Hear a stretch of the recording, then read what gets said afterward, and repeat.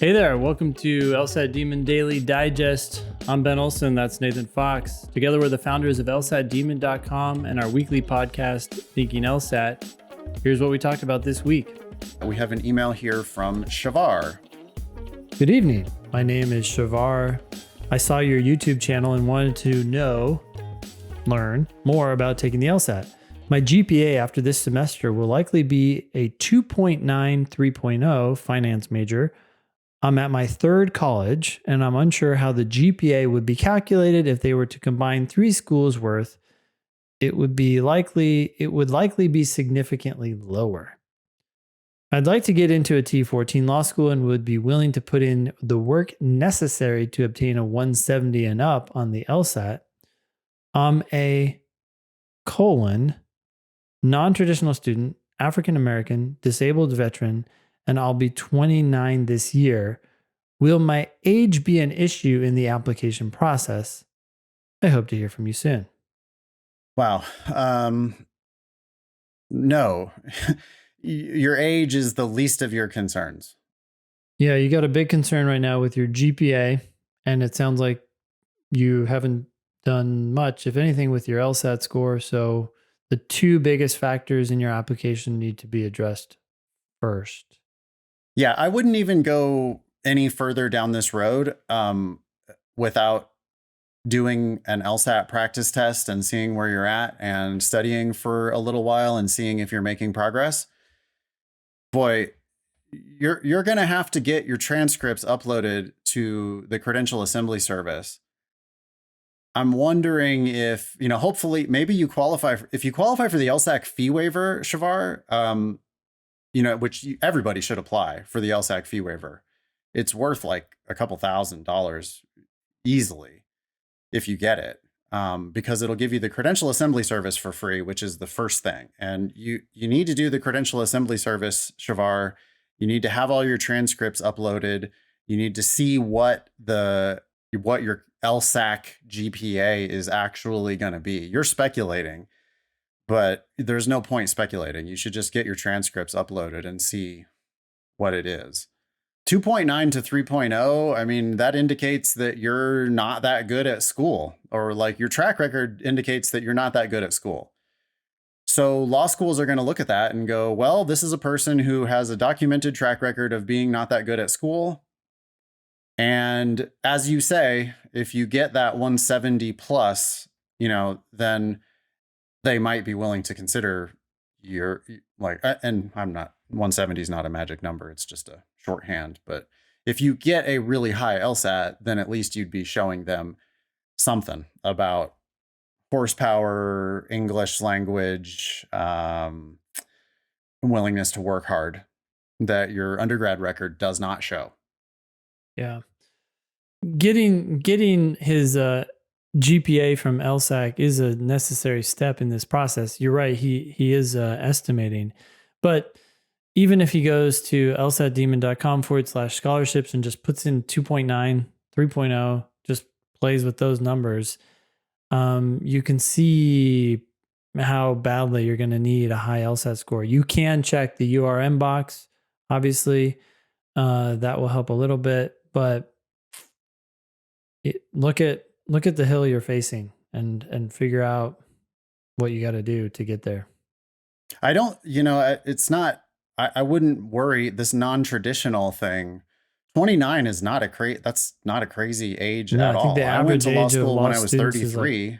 Go ahead. Yeah. Sorry. I think the average age is like 26 or something like that. So yeah. So that's not like even surprisingly old at all. Plenty of people do plenty of stuff, including, your status as a veteran should help you.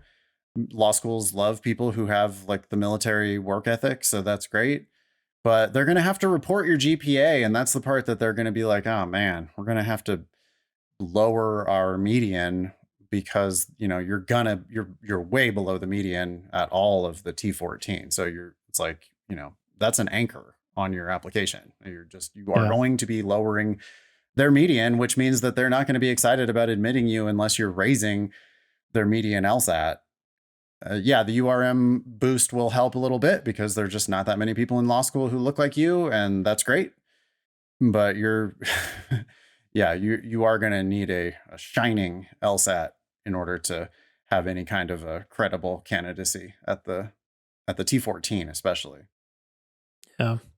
By the way, I realized that on the Thinking LSAT podcast, we always say don't pay for law school when we close out the show. We need to emphasize that on this show too. Like, I don't want you getting a great score and then paying for law school. Like, please go for free. Yeah. Even if that means like that almost certainly means not a T14. So I don't think you can go to a T14 and go for free with your GPA. But yeah, you don't need to go to a T14. Well, but also Shavar might have GI Bill, yellow ribbon. So there are other ways potentially of not paying for law school. That's true. Yep. We got an email here from Chris.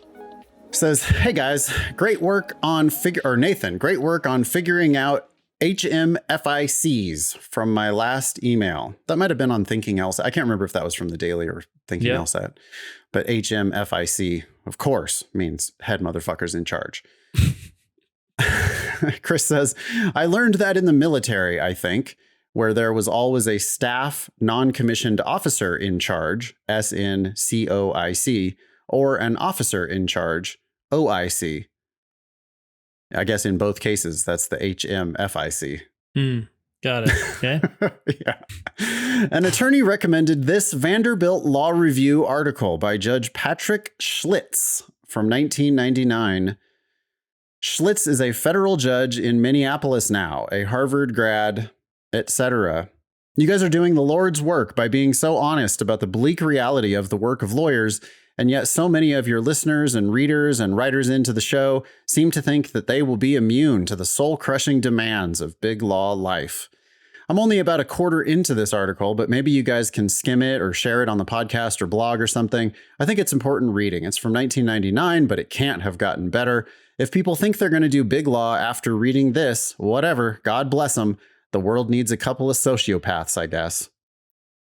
Around page 24 or 25, he states, and I'm paraphrasing, that 2,000 billable hours may not seem like a daunting task, but the naive law student has yet to learn that they will only bill about 2 out of every 3 worked hours. I've actually heard it's 2 out of every 4 at first.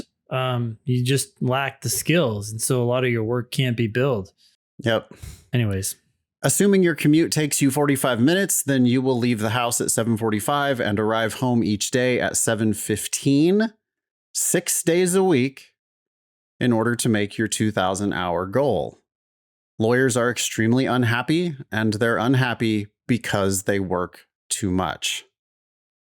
I haven't gotten all the way in yet, but Judge Schlitz, professor at Notre Dame Law when the article was written, I think, does provide some advice on how to be happy as a lawyer. And one of his pieces of advice, I'm pretty sure, is simply to avoid big firms.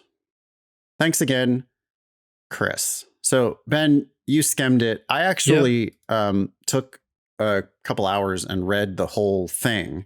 Okay, nice. Yeah. It should be required reading. Yeah. We'll share it. We'll put it in the show notes. We'll figure out how to get this out to y'all. You could also, I'm sure, just Google it. Vanderbilt Law Review, Judge Patrick Schlitz, SEHILTZ. It's a 1999 Law Review article. Anyway, I did read the whole thing, and it got into a lot of reasons why lawyers are unhappy. But yeah, greed is one of the main ones. He talked about law firm culture is basically we're going to abuse the shit out of people for the first 1/3 of their law firm career because we need to take profit out of the firm. Well, the way we take profit out of the firm, the partners, right? The way the partners take profit out of the firm is they bill associates for more than they pay the associates. So they bill to the client more. Obviously, this is how profit works. Yeah. But they charge more for the associate's time than they pay the associate because they are the partner of the firm and they're going to take profit. So that's how the partners make, millions. They pay you $200,000 a year in a big law firm, but they are making, millions, 2 million, 4 million, 20 million a year as a partner of a big firm. And for the first third of your career, that's what they're going to do. They're basically pimping you out and taking profit. Yeah. For the middle 1/3 of your career, and maybe this is when you're a junior partner or a senior associate, junior partner. For the middle 1/3 of your career, you are roughly break even. So they're compensating you roughly the same amount that you're bringing into the firm. And then for the later 1/3 of your career, that's when you finally get paid back for all of the abuse you took during the first 1/3 of your career.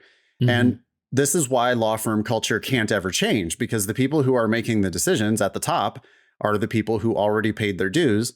And if they are the 1 out of 10 who make it to partner, well, now it's payback time. Absolutely. What That's was the goal point of sacrificing all that time and sanity? Right. Yeah. Interesting. And it also talked a lot about the culture of big law life and, the kind of keeping up with the Joneses, the way that insidiously your expectations of what kinds of vacations you go on and what kinds of, it talked about like all these expensive habits that you pick up. It's like, well, I make $200,000 a year. Of course, I'm going to drink the $100 a bottle wine or whatever. And it's like totally unnecessary money that you're spending, but you just develop all, fancy suits and fancy cars, and you only have 4 days of vacation, but you fly to fucking Tokyo and back in those 4 days so that you can make the most of it. And you just like all these expenses that, you just basically burn through all that money that you're making. And that just, it's a self-reinforcing culture of misery. As far as the billing thing is concerned, that billing 2 out of every 3 worked hours, he went into it a little bit more and started talking about how you also immediately start compromising your ethics almost on day one. And part of the reason why you're going to compromise your ethics are because of that crazy billing requirement that you'll start padding almost immediately. That, you're going to do a 2-minute phone call and bill 15 minutes for it. Or you're going to be traveling, right? So 5-hour flight, New York to Los Angeles, charge the client for your time. Also work on the plane and charge a different client for their time, for your time doing that. Yeah. And, billable hours, right?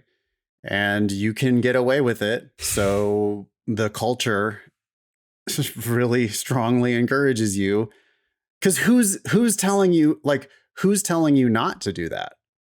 Well, it's interesting that you say that, because it just seems so blatantly wrong. But the title of this article is On Being a Happy, Healthy, and Ethical Member of an Unhappy, Unhealthy, and Unethical Profession. Yep. And that's this isn't somebody bullshitting. This is a law professor and apparently now an actual judge.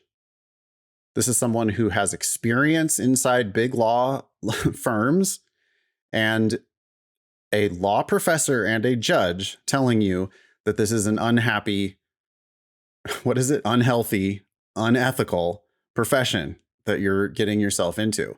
One of the main takeaways was don't do big law. Of course, when you're saying don't do big law, what you're also saying is don't make a lot of money. Yeah.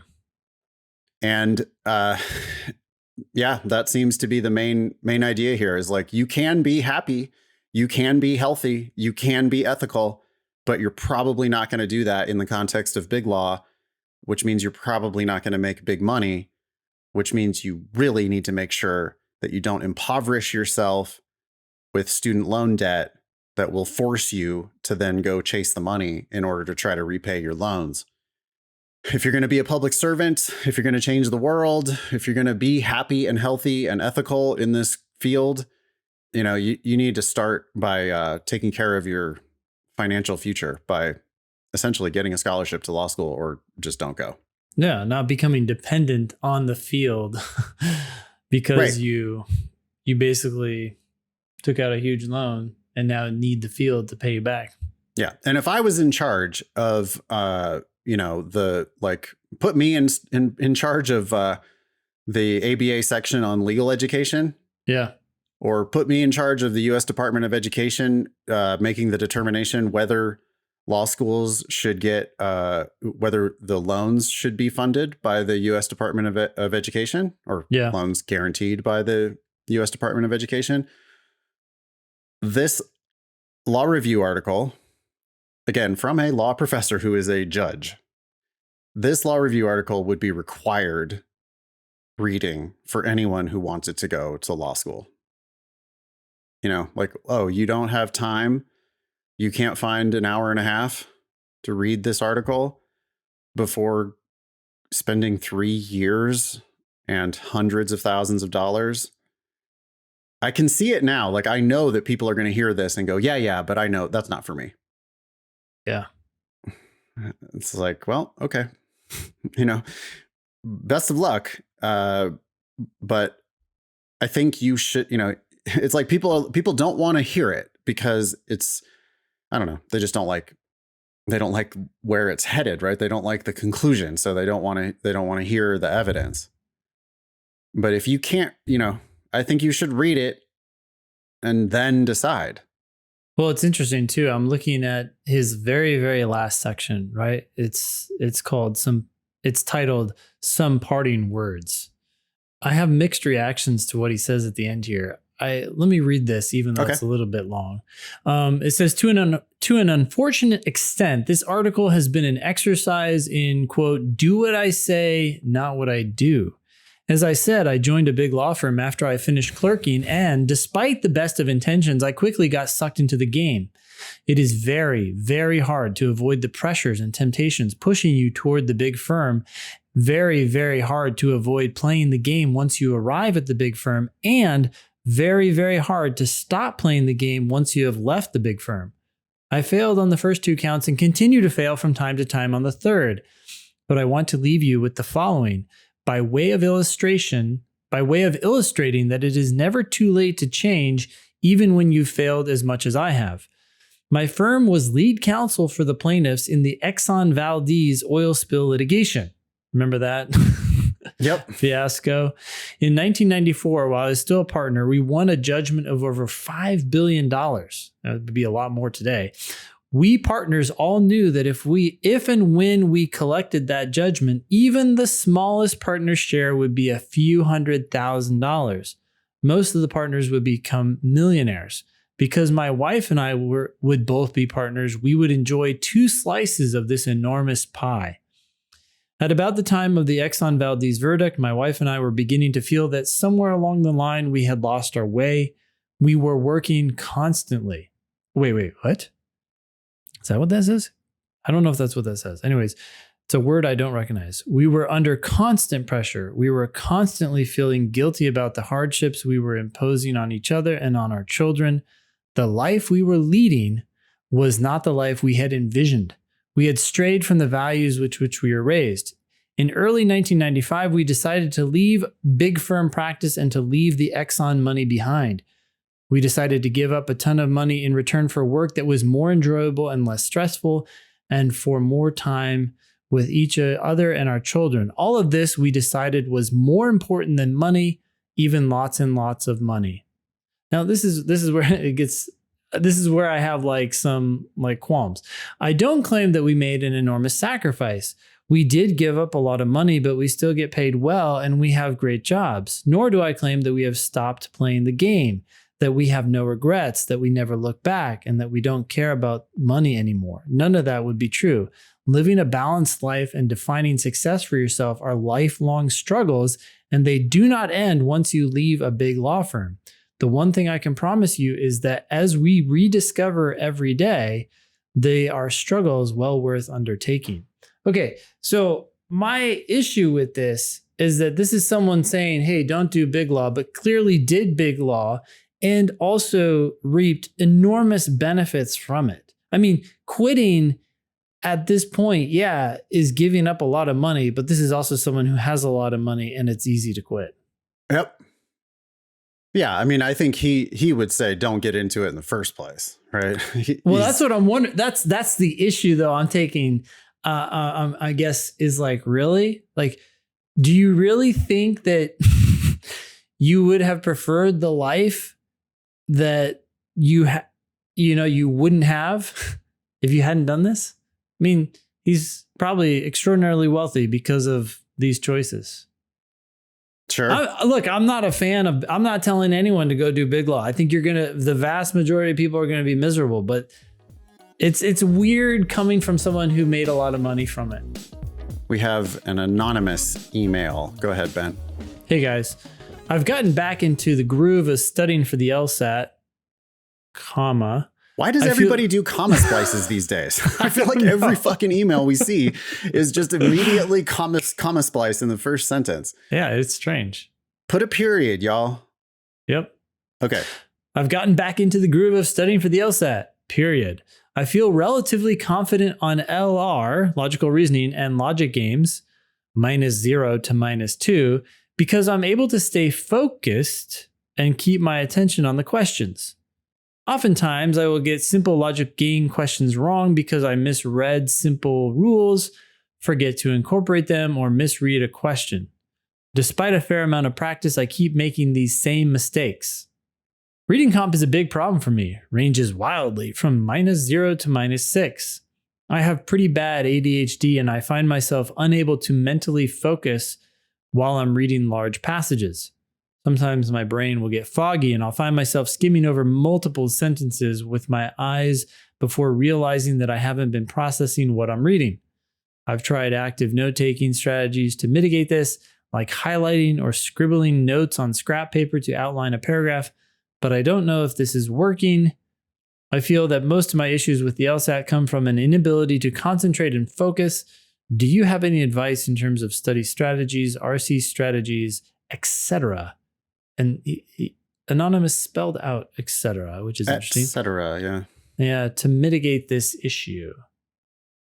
I'm not an ADHD expert, so this is a little tough. I'm assuming, though, that the advice we give to everyone to slow down and make sure you understand each sentence would still have merit for you. I mean, we're telling people, read the sentence and make sure you can understand and, in most cases, visualize what you're reading.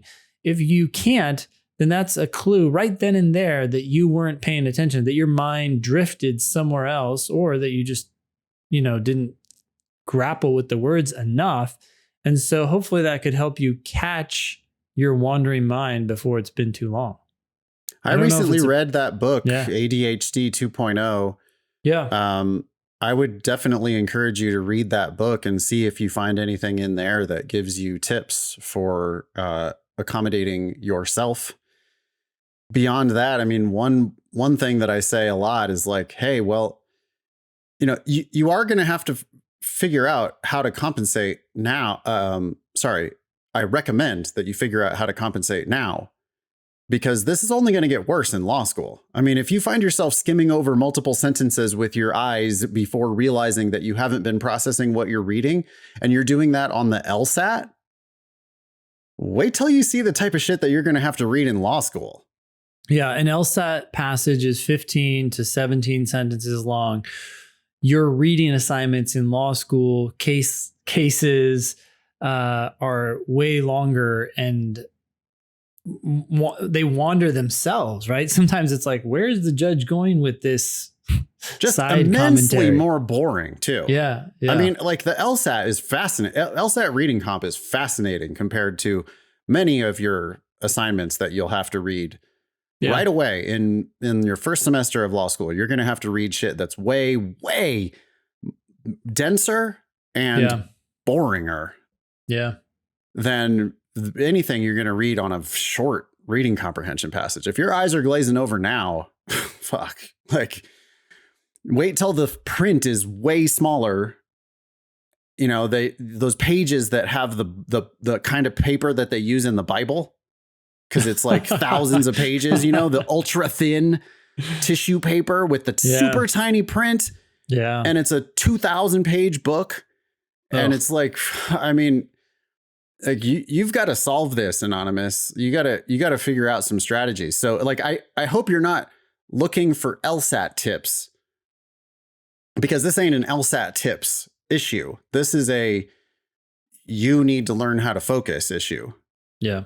And it's probably a talk to your doctor, read up on your own ADHD, figure out some compensatory strategies for yourself, because we're not ADHD experts.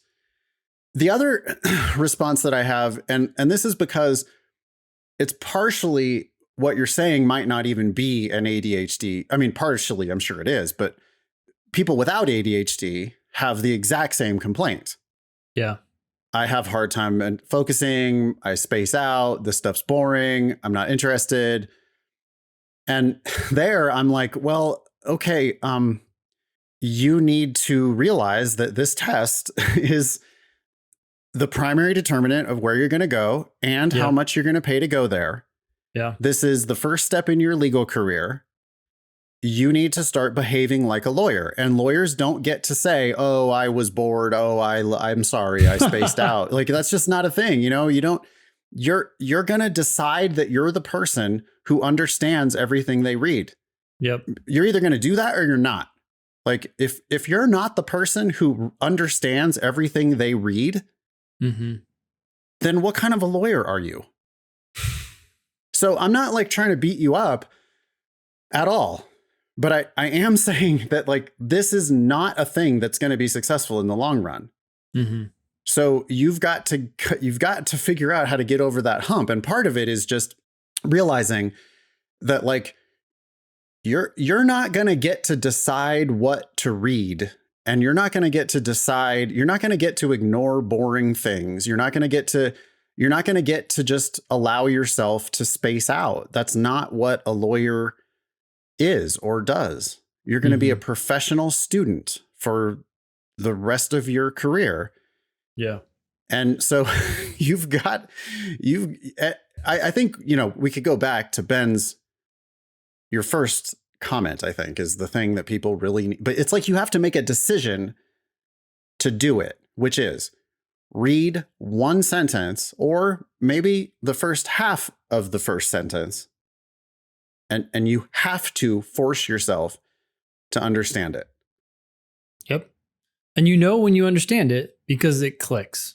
Right? You're like, yeah, I get what you're saying. And if you're not getting that click, if you're not seeing it in your own head, what is being said, then you need to stop and you need to reread it. So you're catching yourself as you go. Yeah. And for me, a lot of that is about predicting what I think is going to come next. So it's not like it'll make perfect sense every time, but it'll be like, okay, I think what you're saying is XYZ. Are you about to tell me ABC? Are you about to tell me PQR? Yep. Because I have objections, ST and U. Is that where you're going with this? And if you're doing that, if you're having that kind of an interaction with the piece, whatever it is, then you're getting it. Like, it doesn't have to make perfect sense as if, like, I understand your main point immediately based on your first sentence, because that's not a thing. They're not going to state their thesis in the first sentence. Their thesis is going to emerge in the course of 15 sentences, right? Yeah.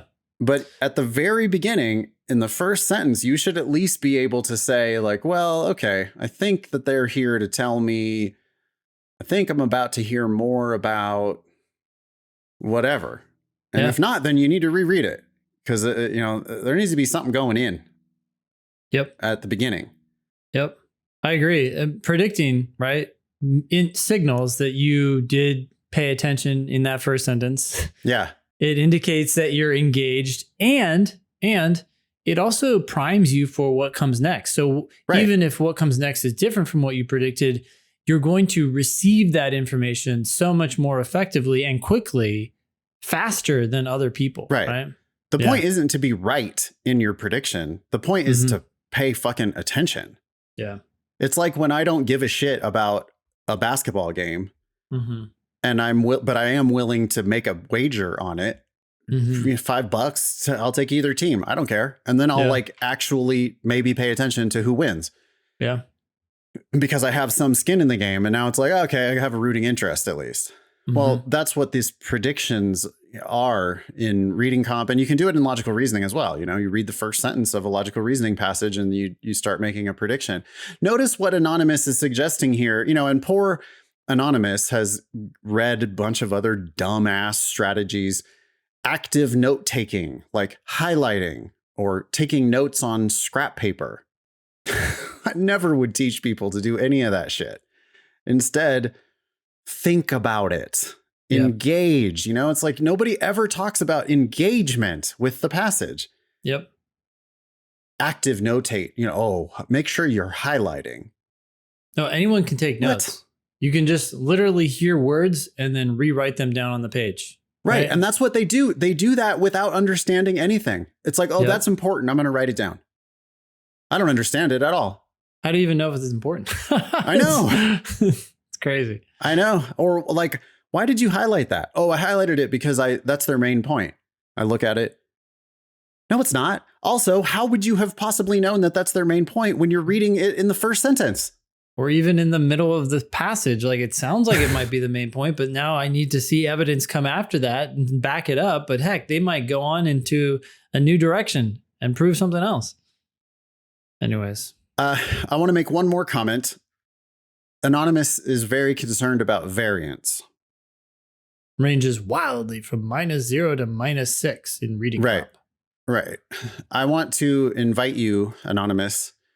On Thursday, June 30th, I'm teaching a free class called What LSAT Score Variance Means. Okay.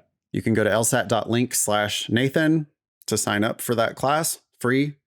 4 p.m. Pacific, 7 p.m. Eastern. Again, on Thursday, June 30th. What LSAT Score Variance Means. And we're going to talk all about these wild variances that you're having.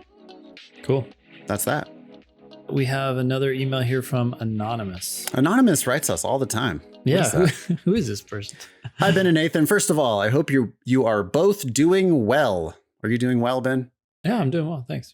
Ben, Ben's in his new office, by the way. He had to escape his family, his menagerie of menagerie? I've never heard that word before. You've never heard the word menagerie? No, I might not be pronouncing it right, but and I think it refers to Did you animals. mean mayhem? Yes. Is that what you meant? Menagerie is a collection of wild animals kept in captivity for exhibition. Okay, well, it's maybe not that bad, but you know, I do have 4 boys, and Maria's got a daughter and an older son. So yeah, there's a lot of people. And it's summer vacation. And so next thing I log on to record with Ben and I see the blue background behind him and I'm like, wait, what happened? He's like, I got the fuck out. Okay. To provide a little context before my question, I'm currently scoring in the low to mid 160s. For LR, I'm able to complete about 20 questions. For LG, I'm able to complete 3 games and the 4th every once in a while. For RC, I'm able to complete 3 passages with about 3 to 4 minutes left for the last passage. I get about 0 to 1 questions wrong per section out of the ones I have time to attempt. Okay. That's a wordy way of saying that you're getting essentially almost 100% correct on the questions you are doing. Yeah, I rarely miss questions. I sometimes drop 1. Got it. When I later try to get the questions that I did not have time to attempt, I am able to get them all correct. This makes me feel as if the only thing keeping me out of the 170s right now is not being able to get more of each section done. Having been using Demon Live for some time, I understand the importance of not worrying about the clock and just focusing on accuracy. However, I have been at the same point in terms of how many questions I complete per section for a few months now, although my accuracy has increased. Based on this, do you think continuing to focus on accuracy and strengthening my understanding of the test itself will eventually translate to getting more questions done in each section? Thank you, etc., etc. Thank you for your help and making the LSAT easier 1 question at a time. Anonymous. Okay, well, I think Anonymous is definitely heading down the right path. I'm glad that Anonymous is getting so many of these questions correct. But I want to start with games. So Anonymous says, for logic games, I am able to complete 3 games and the 4th every once in a while. It's totally possible to get 100% on the questions you do in games and not be doing them in a very effective way. It's good. It means you understand something about what's going on, but it's possible that you're right testing each individual answer choice, for example, as opposed to creating worlds or something like that. So at least in the games, I would say start by looking at the videos, start by trying to do the games in different ways to test out, worlds using different base variables and so on. Yes, focus on accuracy, but also continue to strengthen your understanding so you get your mind wrapped around the test more. That will lead to speed. Yeah, you're already right there on games. Yeah. I mean, you are sometimes getting the 4th one, so you're getting an inkling of what it's like. I think you just need to keep doing what you've been doing, but not just on games, but on the entire test, I do want you to stay the course as far as continue to strengthen your understanding of the test itself. If you're ever going to go fast on games, it's because you solve the system up front with worlds or whatever, but you just make the deductions that are there to be made. And then you just answer all the questions in like a minute. Yeah. And you just do that on 1 or 2 of the games. And next thing you know, you finish the section on time. Yeah. On logical reasoning and reading comprehension, the way you're going to go fast is by predicting the answers and having the wrong answers look like shit so that you don't have to continue comparing answers to one another. Students that are slow, you're slow because you didn't understand enough when you read it. You didn't make a good enough prediction. You went into the answer choices hoping that A would be correct. You give A way too much respect. You give B way too much respect. You give C way too much respect. Next thing you know, you've got 2 or 3 contenders. And you're comparing bullshit to other bullshit, which hopefully includes one of them is not bullshit. One of them is the right answer. Sometimes you're comparing 2 wrong answers to one another. That doesn't sound like it's happening to Anonymous because Anonymous is getting most of these questions right. But the way you're going to go fast is by dismissing wrong answers just right off the bat. Like you read 3 words and you're like, nope, next. The thing, so I don't want Anonymous to fall into the trap of, like right now, let's say Anonymous is getting 20 questions. Anonymous obviously wants to get 25 questions. Yep. But that's not what Anonymous should be thinking about. Anonymous should be thinking about confidently, accurately getting 20 in a row right. And then magic just, oh, wait a minute. I have 3 minutes left. And doing number 21. Because if you keep doing what you've been doing, Anonymous, all you have to do is get to one more question. Maybe it'll happen in the next couple weeks. You get to one more question each section, but you get it right without compromising your accuracy on the first 20. And next thing you know, it's like every single question you get right increases your LSAT score by a point. Yeah. Right now, low to mid 160s, but one more question per section. Now you're in the mid to high 160s. Yeah. And then one more question on top of that. And now you're in the high 160s, knocking on the door of 170. Yeah. So it's like, really, it's like a total of 2 more questions per section. I mean, games for sure. Like you need that 4th game, but you're not going to get there by rushing. In fact, you're going to get there by spending more time on your setups so that the questions go more quickly. And then on logical reasoning and reading comp, you're not going to get there by rushing to the answer choices. You're going to get there by understanding more of the passage, making better predictions, and then just knocking out like the wrong answers should start to look like absolute shit. And when they do, that's when you're going to be just kind of cruising through the section. You're still going to be getting them all right. They're just all going to seem really easy. Yeah. And then, you don't have to finish. You just, you just easily, naturally, without even trying. Yeah. Get the first 20 in a row right, and then have a few minutes left and do one more. Yeah. I really hope that the student does not change their strategy and like start trying to finish sections, or, you know, like, well, I need to make sure that I'm like, keep it moving. Like, oh, I got to get the first 10 in 10 minutes or whatever. Like that. Yeah. I feel like would be a disaster, because the student would start dropping some of the easier, earlier questions, and then also potentially cause themselves speed problems, ironically, because they would all of a sudden they'd be like, well, this test felt really hard. I do want to double down on what you're talking about when it comes to the answer choices.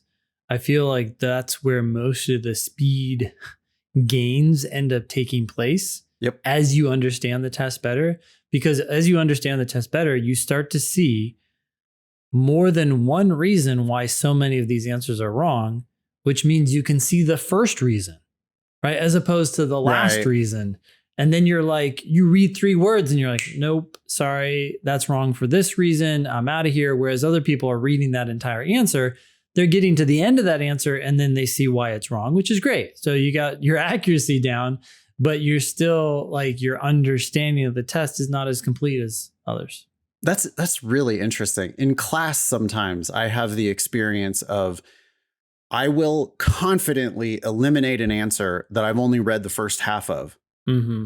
Mm-hmm. And then students will chime in and go, but isn't D actual? They'll say actually, but isn't D actually wrong because of this reason? Yeah. Yeah. And frequently it is actually, right? And it's a better reason. It can be a better reason. Yep. It's like, well, yeah, that too. And that really kills it, but so did the first one, so it doesn't matter. Yeah, I confidently eliminated that answer. Mm-hmm. Or it's like, maybe I hadn't even arrived at really a very clear reason why I was dismissing that answer. It was like my spidey sense just told me it wasn't the answer. Mm-hmm.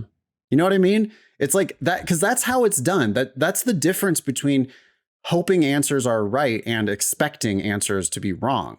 I'm expecting answers to be wrong. So it's like, no, I already saw an answer that I like, or no, I know what I'm looking for. And when I read the first half of an answer that has an 80% chance of being wrong, I got a quick trigger. I don't need to be 100% sure that I'm eliminating that answer. Like, I don't have to justify why I'm not picking that answer. Mm-hmm.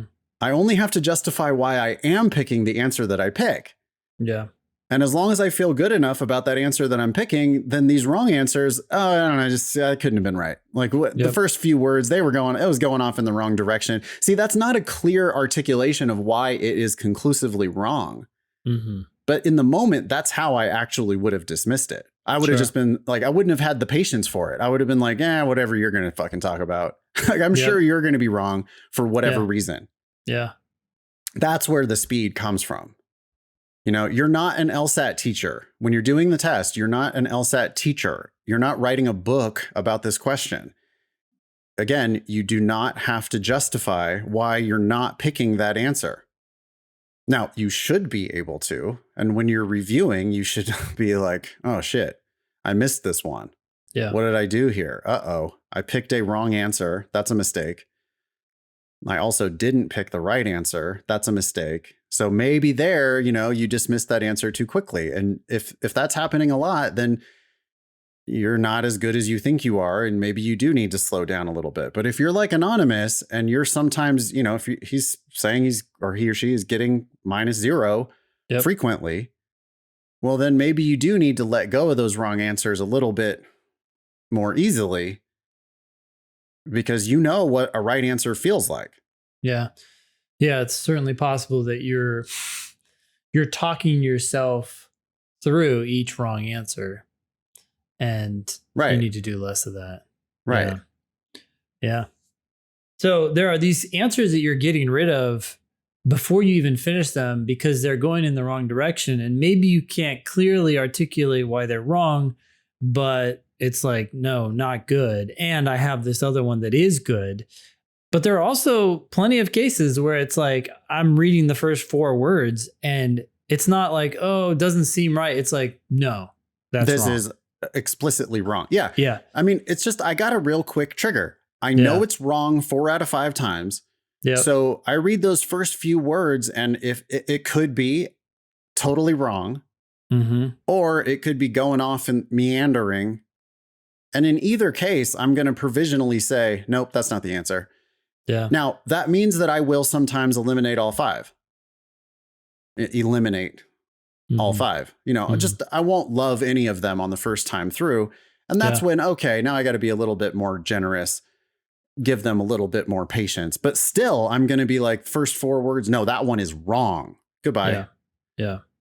Some of them I'll have to read the whole thing and go, no, that's wrong. Goodbye. Goodbye. Yeah. And then one of them that I might have dismissed too hastily on the first time through, I'll read the whole thing and I'll go, oh, okay. I see. I thought you were meandering, but it turns out you righted the ship and you actually answered the question, and that's correct.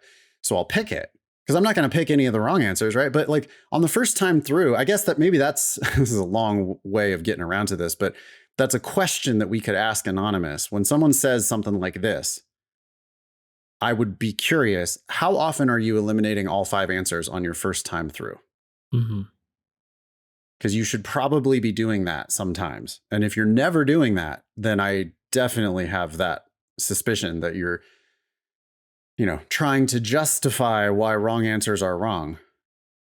Yeah, I guess the point here is that when we say focus on accuracy, we want you to focus on doing this test correctly. We don't want you to be sloppy. We want you to read and understand and be careful.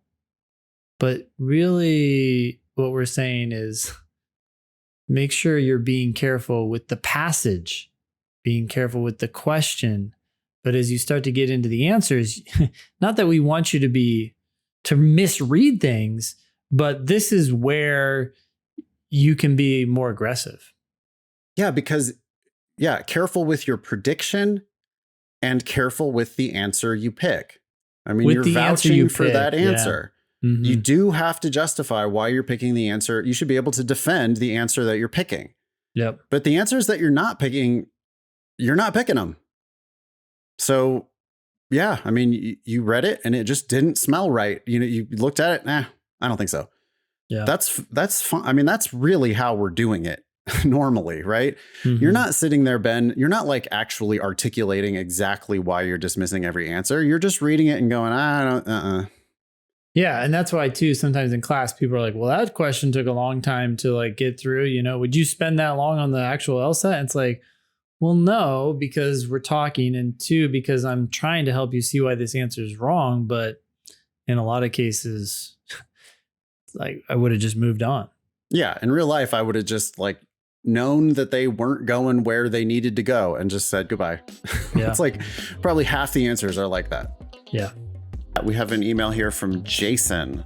Hello, I'm new to your content and have found your podcast very insightful. I recently graduated undergrad this December and decided to take a break from higher education and obtain work experience. I currently work at a mid-sized law firm as a trust and estates paralegal. Is this a valuable way to be spending my time? How will schools view this? As well, what kind of success do you see with individuals that study for the LSAT while working full-time? Here is some further information. I took a diagnostic and scored a 149. My goal is to get a score as high as possible to not incur any debt. What should a timeline be for me to take the LSAT while working full-time?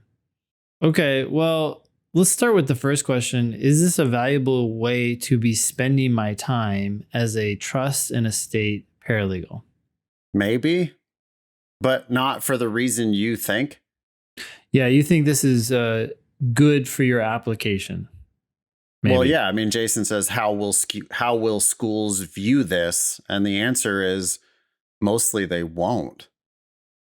I mean, mostly they don't give a shit. They care about your LSAT and your GPA. So, I mean, they're going to start with that. They're going to take your LSAT times a constant plus your GPA times a constant. They're going to turn your numbers into one number. And they're going to use that. They call that an index number. They're going to calculate your one number and rank you versus all other applicants. Yep. And if you're super high, they're going to be like, oh, wow, we're going to admit this guy no matter what he has on his resume. And if you're super low, they're probably not going to admit you no matter what you have on your resume. So it's like, the reason to do this is because maybe you want to work in trust and estates as a lawyer. If you do, and you're getting valuable experience and making contacts, then it's a valuable use of your time. If you're well paid, it could be a valuable use of your time. Yeah. Or just figuring out whether you want to be in this kind of an environment, right? Like, but if you've already figured out that you hate it and or you're underpaid, then it's a terrible use of your time. And you shouldn't even be going to law school, maybe. Or, well, you should be investigating some other area of law that you think you might actually be interested in. There's a pretty damn big difference between a trust and estates attorney and a criminal defense attorney. Sure. But there are a lot of similarities too. So if you kind of hate this general vibe, right? If you hate lawyers, if you think lawyers are dicks and you just can't imagine continuing to talk to these people for the rest of your life. Yeah, probably just stop there. Don't do anything for law school applications purposes. Like, don't arrange your life for law school admissions, except to the extent that you get as good of undergrad grades as you can and you get the best LSAT you can. Yep. Those are the things that you should be spending your time on. So Jason's already done with undergrad. Congratulations, and or condolences if you have low grades. Your LSAT career, though, is in full swing, and that should really be your priority. I mean, no job is worth sacrificing your LSAT if you're serious about law school. Now, to be clear, that doesn't mean you need to quit your job if it pays your bills and you still can get home at a decent hour and study with focus either before work or after work. Then for a lot of people, it's actually better to have a job and study for the LSAT than to try to study for it full time. So work is just a secondary thing. Sure. And yeah, what kind of success do we see with individuals that study for the LSAT while working full time? That's most people. Most people are either school full time or work full time or some combination of school and work. Yeah, so our students are busy, productive people mostly. Mm-hmm. Yeah, I don't even differentiate them. I expect that most of our students are doing something full time or combination full time. Jason's diagnostic was a 149 reactions. That's a damn good diagnostic. It's not as good as the 159 that we were looking at earlier, but 149, I would bet, that within a few months, we should be able to get you into the mid 160s. I wouldn't be shooting for 170 right out of the gate. You need to get to 155. And then you got to get to 160, and then you got to get to 165. So I would be looking for incremental progress. Can you get to 155 in a month? Something like that. And if so, then, I think you potentially, Jason, could be taking the LSAT this fall. Mm-hmm. I'd probably not be trying to apply this cycle. It's June right now, and Jason hasn't taken an official LSAT at all. I think you should probably be looking to apply in fall of 2023 to start law school in fall of 2024. And you could take the LSAT as many as 5 times between now and fall of 2023 applications. Yeah. So I'm not telling you that you should take it 5 times necessarily, but law schools are only going to care about your highest score. So you should do practice tests to gauge where you're at. As soon as those practice test numbers start to look like numbers that are going to get you to the school you want to go to at the price you want to pay, then you should start taking the official LSAT. Then you should keep prepping, keep practicing, keep taking the official LSAT until your highest official LSAT on record is going to get you the scholarship that you want. And you can check that at lsatdemon.com/scholarships. Email daily at lsatdemon.com if you'd like to ask us a question or share some LSAT or law school admissions news. Thanks for listening.